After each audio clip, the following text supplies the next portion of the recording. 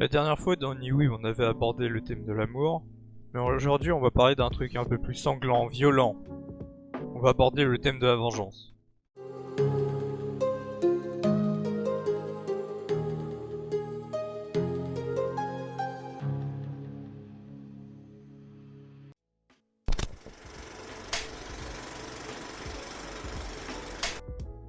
Le premier film se nomme Faster.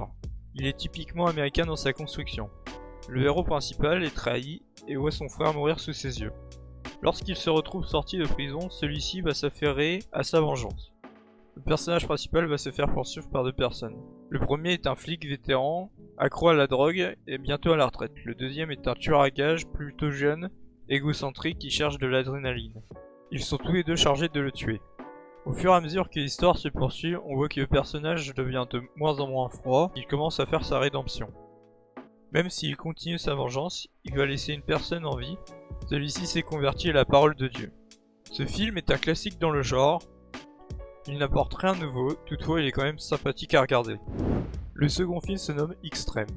Il possède le même ADN que le film précédent. Cependant, dans ce film, le héros principal souhaite se venger après le meurtre de son fils et de son père. Au début, le personnage principal paraît plutôt faible. Cependant, au fur et à mesure, il va être de plus en plus sombre, de plus en plus puissant, pour pouvoir se venger de son propre frère. Contrairement à l'autre film, le héros principal dans celui-ci va garder son humanité tout au long de l'histoire. Cela rend le film attrayant et très sympathique à regarder.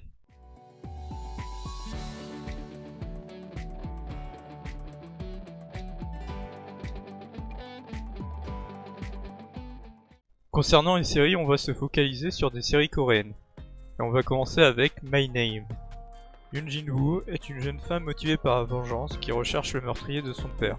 Elle décide donc d'intégrer le puissant gang Dongcheon en faisant équipe avec leur chef.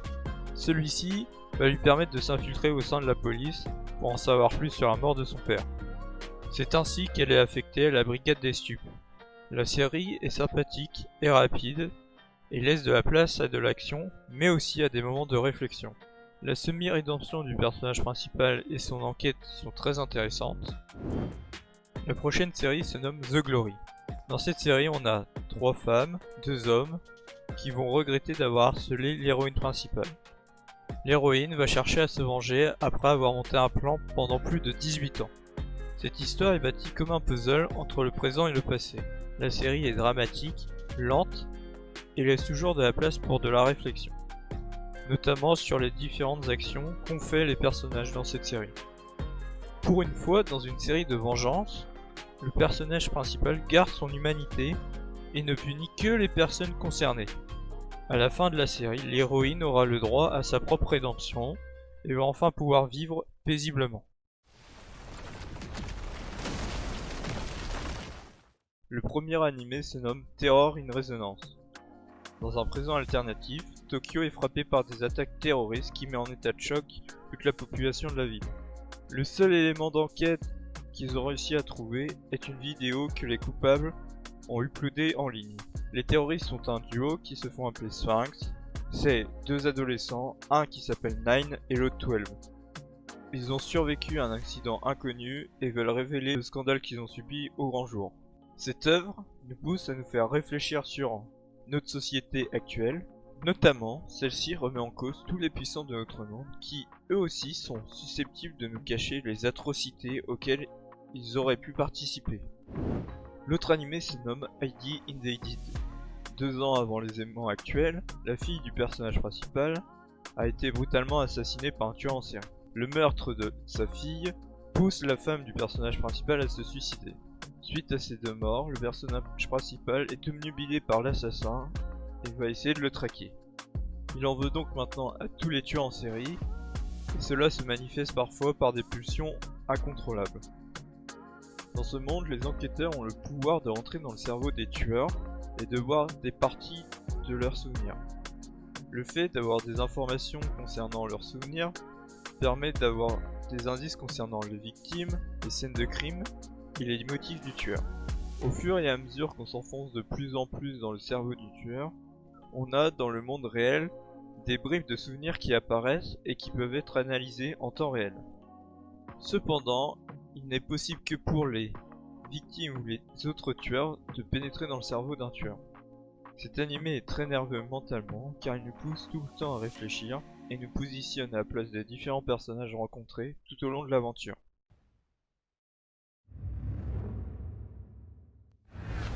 Le premier webtoon se nomme Reload into the Otherworld. Quand le cœur du rat sera réduit en cendres, un être transcendant le destin de ce monde descendra sur cette terre. Xian Sung est le sauveur de ce monde. Après cette victoire, il pense enfin pouvoir vivre en paix avec ses amis et la femme qu'il aime. Cependant, il va se faire trahir par eux-mêmes. Xian perd tout ce qui lui est précieux et est renvoyé sur Terre. Après 10 longues années à patienter, il parvient enfin à revenir dans l'autre monde pour pouvoir se venger. Ce webtoon est sympa à lire avec un lore très bien établi au fur et à mesure de l'œuvre, ce qui rend l'histoire simple à lire. On ajoute un personnage principal OP qui n'a pas les connaissances, les mêmes cultures que les habitants dans ce monde, et on obtient des situations badass, mais aussi what the fuck. Le second webtoon se nomme Existence. Un jour, c'était une fourmi.